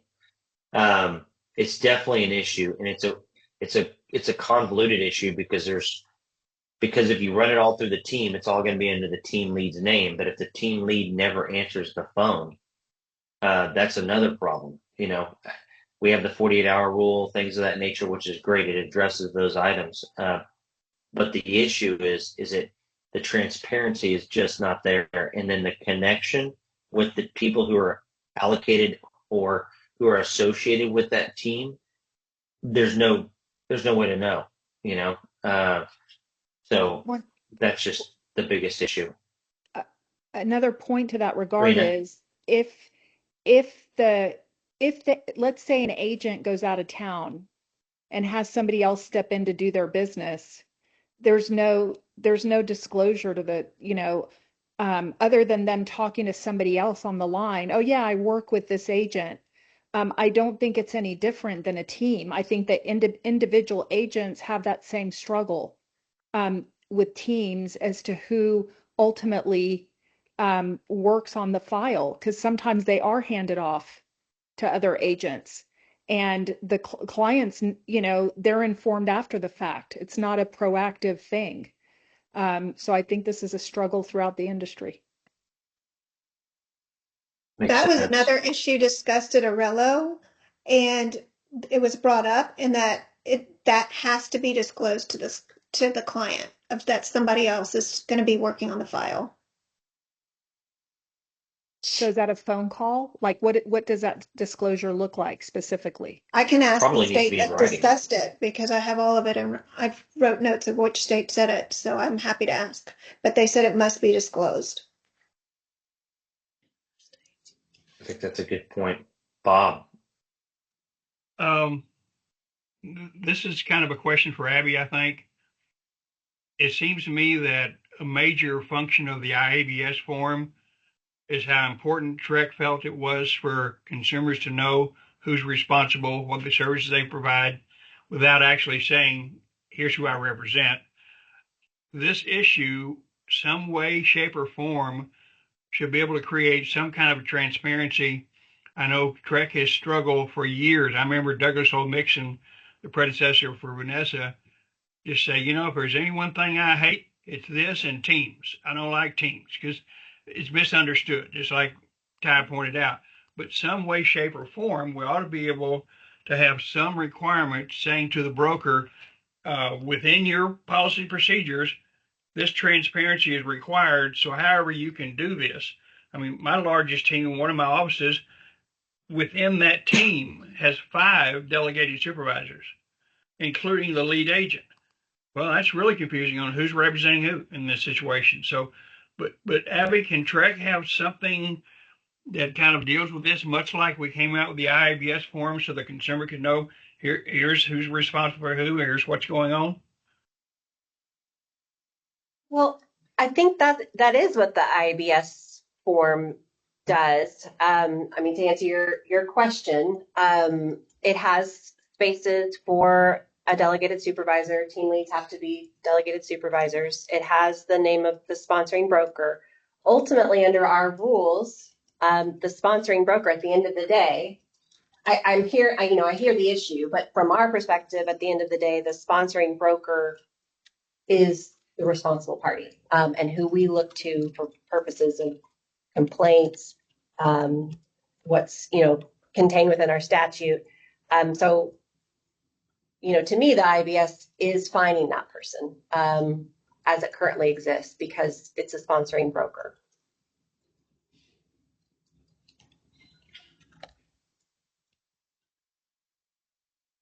So how do we calculate if or know if these people have really done transactions and been coached for the first 3 transactions? How do we know if there's a complaint? Who else is involved in the file? I mean, there's so many more things to this. I mean, I realize you're saying it's the sponsoring broker, but again, we're a consumer protection agency, and the consumer is not being provided with transparent disclosures.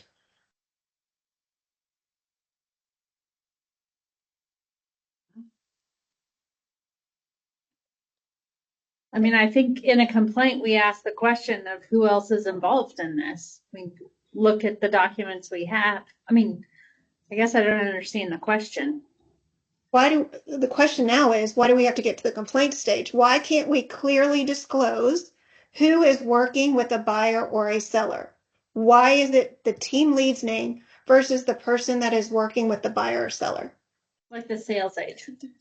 Correct. Or whoever it may be. Like if I work for Ty, and we're on a team, and I did all the work, went to closing, did the whole thing, but Ty's name was still on that transaction, not my name anywhere. How are we transparently disclosing who worked on this transaction?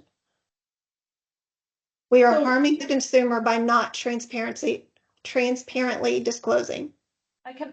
Isn't it? I mean, I'm just looking at it. So it's broker firm, licensed broker, designated broker, supervisor, and then sales agent. So isn't it the sales agent? I mean, isn't that the bottom one? If there's someone else sending you paperwork or doing things like that's still 4. It seems like it's 4 levels of contact that you've got on that IABS. I'm not sure what the other category would be other than sort of what you suggested, which is like person primarily worked with. I mean, if you want to have a team lead, great, but the person that worked with them should be listed, the associate that worked with the client. I get contracts all the time that has a totally different name. And then I'm told, oh, put this in MLS under this person's name instead of that person's name. I have emails about that too. I mean, Is there a regulatory problem or is there a practice problem that needs a complaint filed against it? Like, does the structure exist, but it's not being adhered to? In which case it's an enforcement problem, right? Well, it's going on everywhere. It's a disclosure problem. And I know that we changed this form a couple years ago to add team name. But I think if you added team lead and then you added associate or whatever, and teach people that the associate who work with them goes in there and the team lead goes in the team lead place, and that it's entered in MLS the same way, then I think you would solve the issue of being transparent. So it sounds like it might just be a training issue. I mean, there, as Vanessa said, the licensed supervisor of sales agent, if it's a team, so, not everyone is going to have a team, but if there is a team, the team lead is supposed to be a delegated supervisor. There could be more than one, depending on, how the broker has structured that.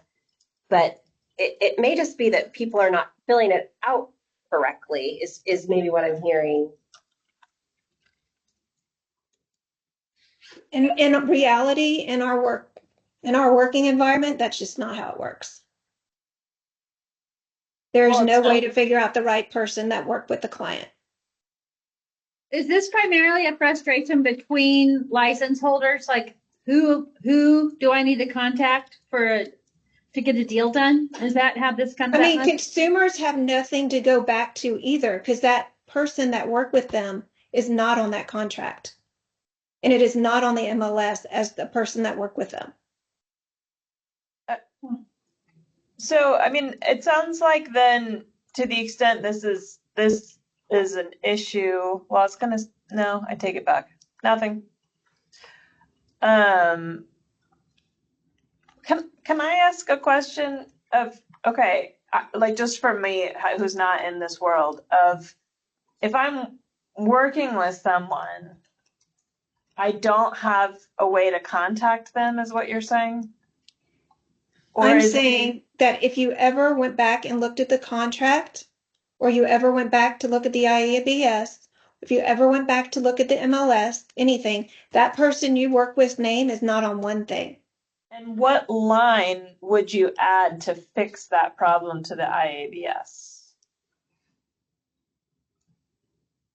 I don't know exactly how to work with it, or associate working with client or whatever else, and then team lead or something, because you have to address these teams.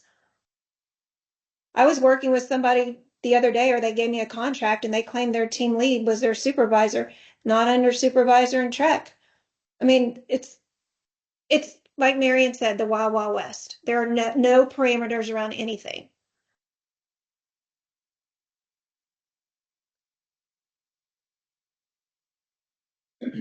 Ty, are you trying to talk to us? I think you're muted. Yes, I am. Thank you so much. Yes. Uh, yes. So I was just thinking off the top of my head on my issue yesterday. The broker was based out of Colorado. Okay. Then I spoke when we had this issue. We contacted the agent that was dealing with us. Essentially, I'm dealing with my agent. We contacted the agent, and she's like, "Well, here's my broker information." I was like, "Okay," and we're in this normal conversation. Well, the broker is just an associate broker, and he is a supervisor, but he is an associate broker, and then the broker of records out of Colorado, and then there's a supervising broker as well here, right? That's also a supervisor, and then there's a team lead, and this individual was on a team, sent me the supervising broker for the state or what have you, or for the area, and then the real broker, the sponsoring broker, is in Colorado, which we had to dig into and figure out who it was. But all the names aren't connected. There's no connection on who they are, and so you go down one thing. The consumer actually brought it up to our attention because the consumer was so upset with this individual. She's like, "I'm calling this person myself. I'm going to let them have it." Blah blah. Well, the problem is there was no way for them to contact the person they really needed to talk to because they were non-existent. But is that seems like then that's a complaint to file and not that it is definitely going to be a complaint. I promise you that. We will be filing a complaint. No, I mean, that's great. I'm just saying, like, when I look at this form, it seems like it's like, here are numerous levels of contacts you can reach. Now, I can't promise you they're going to answer the phone or that someone's going to fill it. I guess I can't promise they're going to answer the phone, but except they have to. You can file a complaint, right? So if we're looking at, like, from a regulatory standpoint, what change would you want to this form, or is it that you want education on filling out that IABS and how important that is and what that means in terms of it's got to be updated, it's got to be correct. This is what needs to go in these lines. Like what, I'm trying to think from like a solution standpoint, what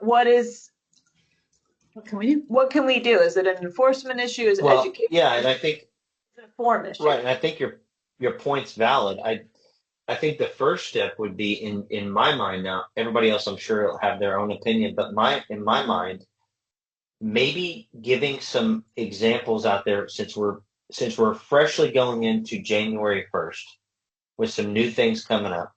The education piece as to, hey, if you've got a team And here's the example. This is how an IABS would need to be filled out if you have a team. If you're on a team, this is how it needs to go. If you're being mentored or supervised by somebody and you're an individual agent at a brokerage, here's how it needs to be filled out.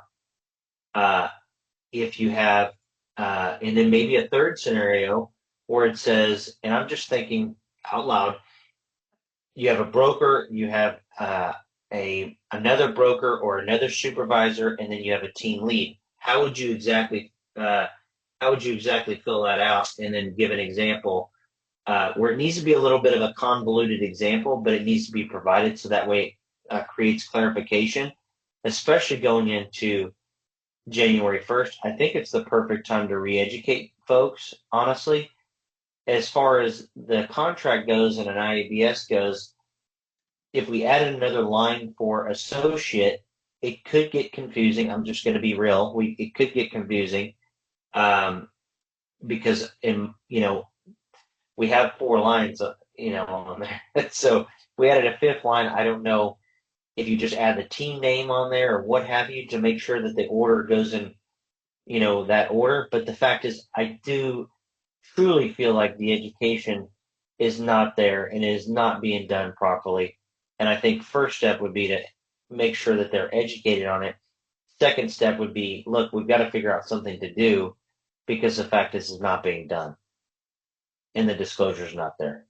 That's just, and maybe the disclosure is there, but it's not being done properly. So that's the issue. And we can't force, like you said, Vanessa, you can't force anybody to do anything. You can't force them to answer the phone. But educating people in these processes, maybe adding it into broker responsibility, it would be a great idea into the coursework as far as all that goes again, and addressing teams and giving these various examples and things of this nature. Absolutely do that. We can look for I think that would be really beneficial. And now I remember us doing one more recently when there was a change to the IABS. We did a little bit of like an IABS refresher. Is that right? And we can do something like you just mentioned of like some different examples. I know we've had that in the books before, and I think we've got a lot of room.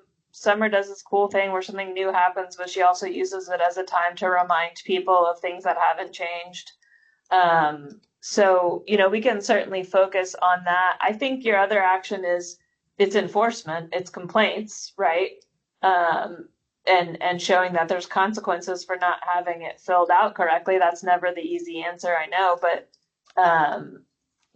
short of a suggested change to a regulation or to the form, and looking at this form, it seems like you've got 4 spots of contact. If you want to add another line, that could be a recommendation of the group.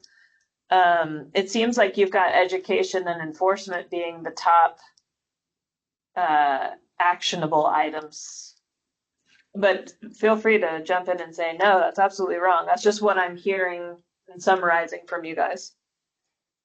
I mean, quite frankly, I really believe that education needs to be the forefront on it. But I don't know what else we could add that would be, I don't know. It just, I want it to be a topic so that we could all think on it, because like I say, we've got some good minds here. We can put our brains together and come up with something if we need to. But I definitely know that this is an issue that I just experienced, like I said yesterday. It's that fresh of an issue for me personally, that I want to make sure that, even though it was already on the agenda, it just so happened yesterday. Now, Larry had a comment. Yeah, I was thinking even outside of all of this and putting one more rule in place or doing anything would be kind of like putting out a newsletter in the beginning of the year, like it's a fresh new year. And these are the best practices. This would be coming from Trek, the best practices for a broker, right? Because I mean, as brokers, we're all hit with a whole bunch of things. But if we had kind of like the best practices, like Leslie was saying, this way, who's in this transaction, like right in the beginning, maybe maybe it's issuing a letter to the other side saying, hey, here's who's in this transaction. Here's who you may be talking to, during this transaction, but just kind of like a broker best practices. Yeah, and I think we do that in broker responsibility a lot. We educate as to the rules and we throw in some best practices. I don't know that as an agency we routinely push out best practices because they're not always everyone's best practices, and then we're weighing in on how you should do that. But there's room. I do think there's a little bit of room broker responsibility for that, and so I do. We could hinge this. I know Summer's going to push out a bunch. She's already been pushing out a bunch on 68, and then there's that whole other portal thing. But I do think, Larry, and to everyone's point, if I can work on something that walks through different scenarios and that emphasizes, hey, this is a key component of broker responsibility. And in practice, that folks are not doing it right. Here's an opportunity to work through some activities and to understand this is a complaint. This is a way to get a complaint filed against you. And then Ty is going to file that complaint, and then I can use it in my case studies, and it will work out perfectly. But I literally am going to file a complaint. yeah, that's great. So then I would have something. Let's say it goes through. But we can focus it that way and talk about that broker supervision component. Team leads have to take that course, like Rena said, and I mean all delegate supervisors. But we can hit home on that, and I think that can be helpful, and we can push things out. But it does sound like that's where y'all are headed with it is the push out of the education and reminding folks, unless you have something that you want to recommend as a change. Right. And I don't think so. Marvin has his hand up for quite a while. Larry, thank you so much. Marvin, I want to make sure that you get your chance here, sir. Well, thank you, Mr. Chairman. I agree with staff. We've already. Oh, your mic is a little muffled. Is that better? Can you hear me okay? No, I don't know what it is. Maybe you're connected to your cell phone, possibly. I will be back. Thank you. Yes, sir. Rena?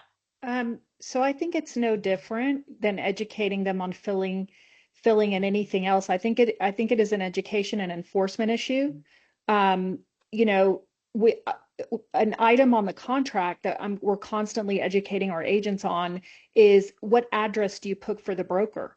And is it where the agent does their business? So I don't see that as any different in terms of transparency to the consumer. The other place where we have a lot of talk in our office is regarding the county where the funds are paid. It's the actual location where the broker is registered. So whether an agent works, in our perspective, if an agent works in our Amarillo and they're writing a contract, that county where the amount is paid, where compensation is paid, is Travis, no matter what. And the moment we started educating to that, it's no longer an issue in our company. Like everybody knows, the agents in Texas know that they have to fill in our broker address of record for the address on the contracts. They can use whatever address they want for marketing purposes on their cards, on their website.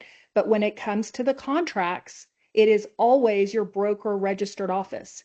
And we've educated on it, and it's now a minimal issue other than new agents coming in asking the question. Right. And Marvin, no, thank you so much, Rena. I appreciate that. It is an education issue, I believe, for sure. Marvin, yes, sir. All right. Is that any better, Mr. Chairman? Can you hear me? Well, actually, no. Sorry about that, Marvin. We can't hear you much at all. I'm so sorry, Marvin.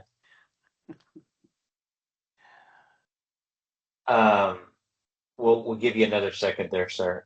Leslie. And looking at the broker information page on the form, I mean, I don't know that team name means much in a transaction. You could always do team lead. And then where it says associates email, you could put associates / team member email or whatever, whoever's working with the person, to make it a little bit more clear. If you look at, I guess it's page 9 of 10 of the new, however they've laid it out. Because I don't know So you're what team saying, name, I don't know what team name really does for us, what it really makes a difference. I think more importantly would be the team lead name, and then the associates or team members email that's working with the client.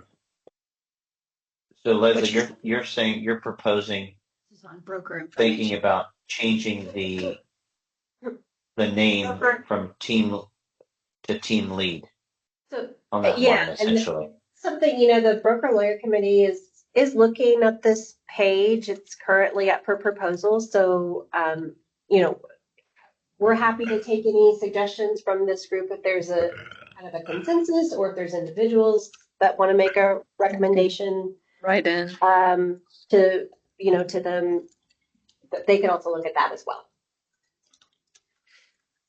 I think that might be an easy way to do it. Now, some people are going to be upset because their team name is not on the contract. I know that for a fact, but it's more about transparency than it is the team name itself. What are we your can leave thoughts that on that, everyone? easily. As long as there's room for it, they can add one additional line. That's not a big deal. Just adding team lead on there? Yes, under the team name. So team Now, if the name, team then lead, team lead. The now, the only issue I see with that is we can't leave it blank. So if there, my question is, I think it's a good idea, but if there's not a team lead, that form is not properly filled out if there's a line left blank. Well, that's Our not true. our compliance team has to have every line on that form filled out. That's the instructions in our company. But I don't know if that's accurate or not. Yeah. No, because there's but other companies Rena, I that think don't the even issue, have teams. right? I was going to say if there's no team involved, if it's just an individual agent, they won't even have a team name. No. But my question is, does it have to be completely filled out to be transparent to the consumer? So if there's not somebody on that, do we put an NA? Like, I think it's important to address this because, this is for protection to the consumer. If we're gonna be full transparent and there's not somebody involved, leaving something blank on an agreement or a document is open to interpretation, in my view.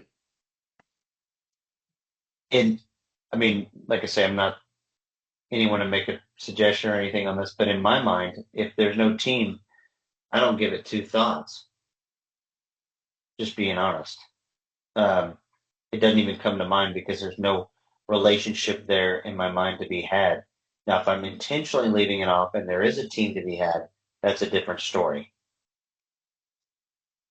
If we add, now I'm going to say this, the only repercussion that I could see, Leslie, on this, if we add the team lead to the contract or maybe to the IABS, that would be another way to do it instead of just the contract. But if we did add it, who is going to take this? This goes back to our proposed change to the broker's license. This could inadvertently give them a management supervision deal But you on still there have for them to licensed use as their supervisor.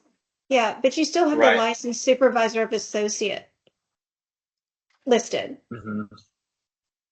Yeah, I'm just throwing it out there. Yeah.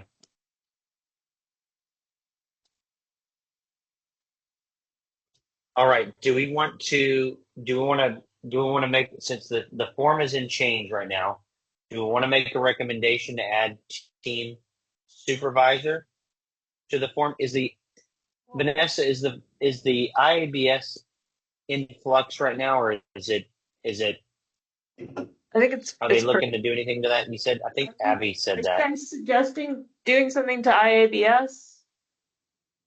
It's to the contract form, right? Well, I was just thinking if we did it to the IABS, that might be easier just to handle that as well. So the IBS is currently up for proposal. So I think something like that would be a substantive change, and we're on a deadline essentially to get some changes in before January 1st. So we probably have to wait to do that addition Got it. if that's something the committee wanted to do. Makes sense. Okay, yeah, that's exactly what I wanted to hear. So what about the committee here? Do you feel like we need to add or change, it's up to you, or do nothing? It's totally up to you. Do you feel like we need to do something as far as the contract goes on team lead, adding a line or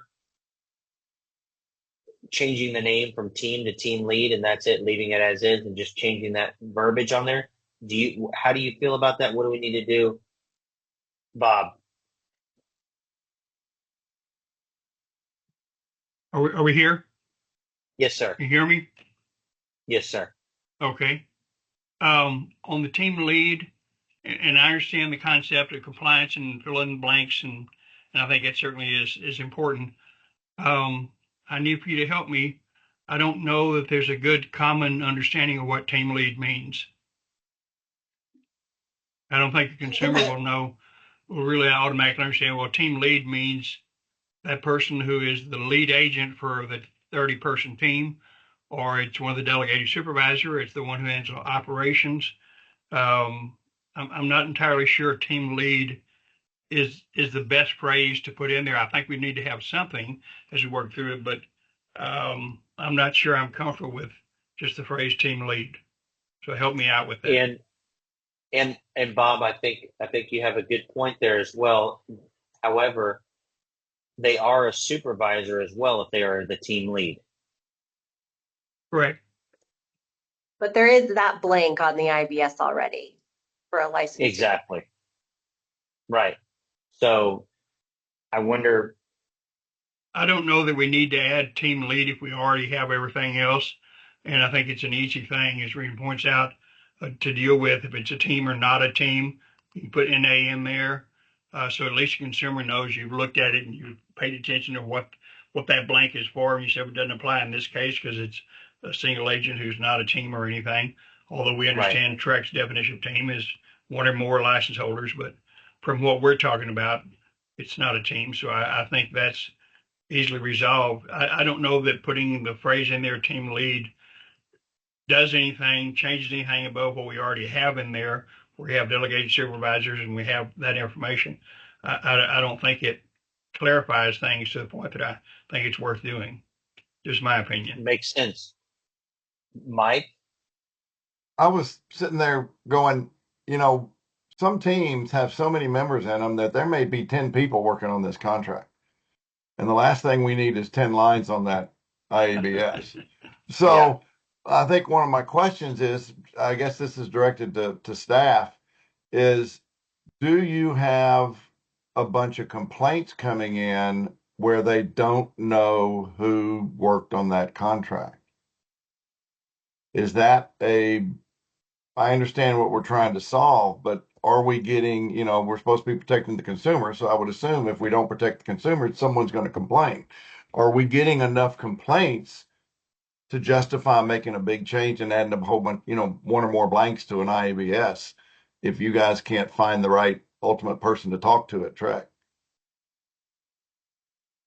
I can answer that question. Mike Malloy for the record.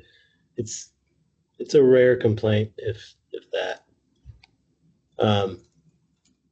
What I do see is with the advent of teams and groups, it became very confusing for people how to fill out the IABS. So we do see that. I see very good what you discussed about, and I think we've done it in the past with broker responsibility, reintroducing how to fill it out.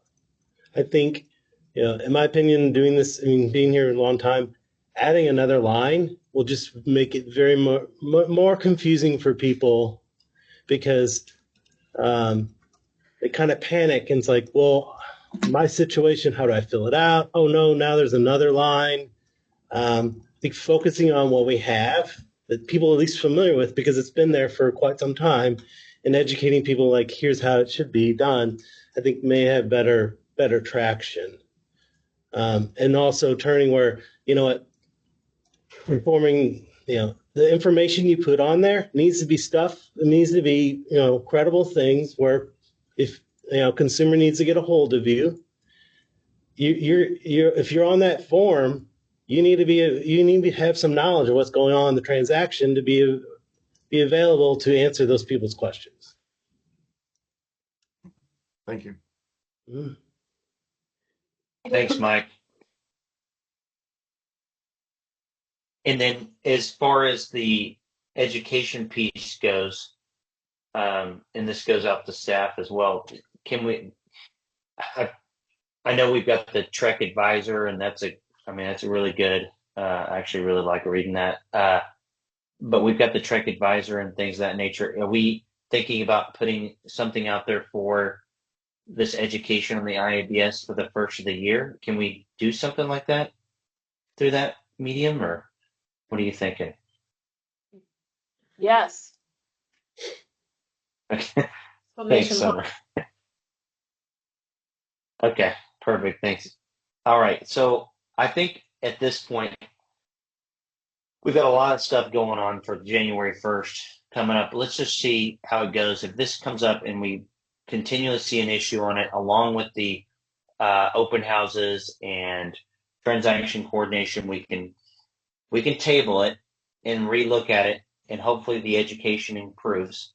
And I think that's what we're going to have to do, because I don't think we can come up with a good solution at this point on how to handle it. And maybe now that we've talked about it a little bit more, we can put our thinking caps on, or something comes to mind, we can talk about it at a future meeting.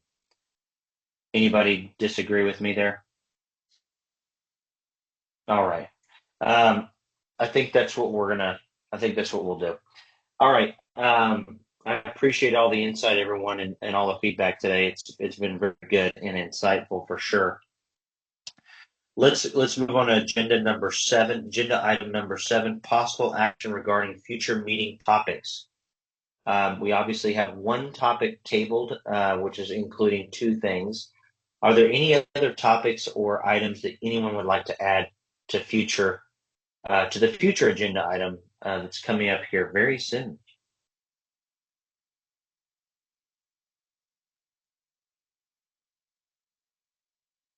All right, we're going to have plenty to talk about in January. I can tell you that for sure.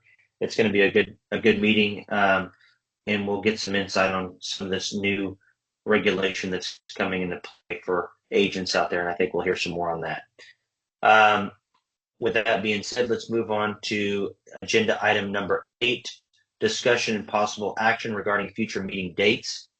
The next meeting is set for Wednesday, January 14th, 2026. Can you believe it? We're already there. It's insane. But we are moving right along at 10 a.m. Does anyone have any conflicts with that date and time at this point in time? Okay. Wednesday, April the 8th, 2026 at 10 a.m. That is the next meeting after that. How does anybody look like they're going to have any conflicts with that at this point in time? All right, we're looking good. July 8th, 2026 and October 14th, 2026, both at 10 a.m. Does anybody foresee at this point, I know we're looking far into the future, but does anyone see any potential issues there? Okay. Well, if you do, we'll talk about it at the next meeting. And otherwise, I would say this meeting is adjourned. And that wraps up another great meeting for Broker Responsibility Advisory Committee. Thank you, everyone. Thank you, staff. I hope you all have a wonderful week. Thanks. Bye-bye.